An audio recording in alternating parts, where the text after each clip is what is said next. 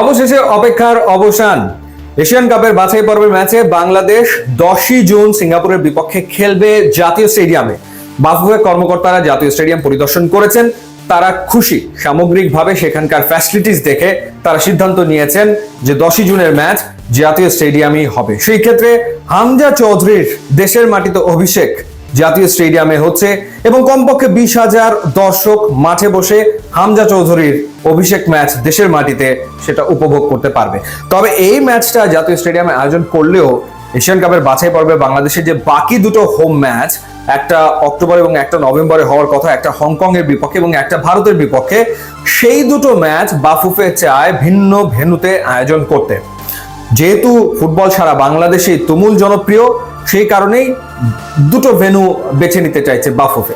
Hong Kong এবং বাংলাদেশের ম্যাচের সম্ভাব্য ভেন্যু চট্টগ্রামের এম.এ. আজিজ স্টেডিয়ামে সেই ম্যাচ হওয়ার সম্ভাবনা প্রবল, এবং বাংলাদেশ এবং ইন্ডিয়ার ভেতরকার যে হোম ম্যাচ সেটা হওয়ার সম্ভাবনা হচ্ছে সিলেটে। তো মোটামুটি ভাবে এই পরিকল্পনায় সামনে এগোচ্ছে বাফুফে। এবার যদি আমরা আলোচনা করি ওপেন ট্রায়াল, যেটা নিয়ে সবার তুমুল আগ্রহ, বাংলাদেশি বংশোদ্ভূত প্রবাসী ফুটবলাররা দেশে এসে ট্রায়ালে যোগ দেবেন এবং সেখান থেকে কাউকে বাছাই করা হবে কিনা এ নিয়ে তুমুল আলোচনা রয়েছে। সেই ট্রায়ালটা বাফুফে করতে চাইছে 28, 29 এবং 30 জুন, 3 দিন ব্যাপী ওপেন ট্রায়াল হবে। অর্থাৎ 10ই জুন বাংলাদেশ সিঙ্গাপুরের ম্যাচ শেষ হওয়ার পর তারপরে গিয়ে বাফুফে 3 দিনের এই ওপেন ট্রায়াল আয়োজন করবে। এবং এই ট্রায়ালে যারা অংশ নেবেন, ধারণা করা হচ্ছে যে 35 থেকে 36 জন ফুটবলার অংশ নেবেন, তারা কিন্তু তাদের খরচে এসে এই ট্রায়ালে অংশ নেবেন। সেই জন্য বাফুফেকে আলাদা করে কোনো খরচ করতে হচ্ছে না।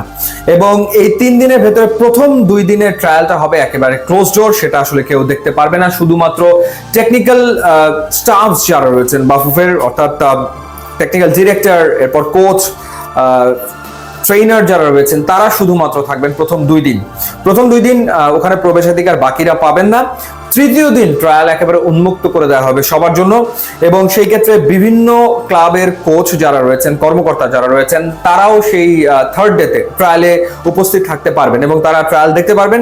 সেখান থেকে যদি কোনো ফুটবলারকে তাদের পছন্দ হয়, তারা সেই ফুটবলারের সাথে কথা বলে যোগাযোগ করে তাকে দলভুক্তও করতে পারেন। সো ক্লাব অফিসিয়ালস যারা, তারা থাকতে পারবেন থার্ড ডেতে, এবং পাশাপাশি প্রবাবলি থার্ড ডেতে হয়তো দর্শকদের জন্য ওপেন থাকবে, দর্শকরাও গিয়ে আসলে ট্রায়াল দেখতে পারবে, যতটুকু আসলে শুনেছি। সো এই পরিকল্পনায় 3 দিন ব্যাপী ওপেন ট্রায়ালটা বাফুফে আয়োজন করবে 28, 29, 30 জুনে গিয়ে।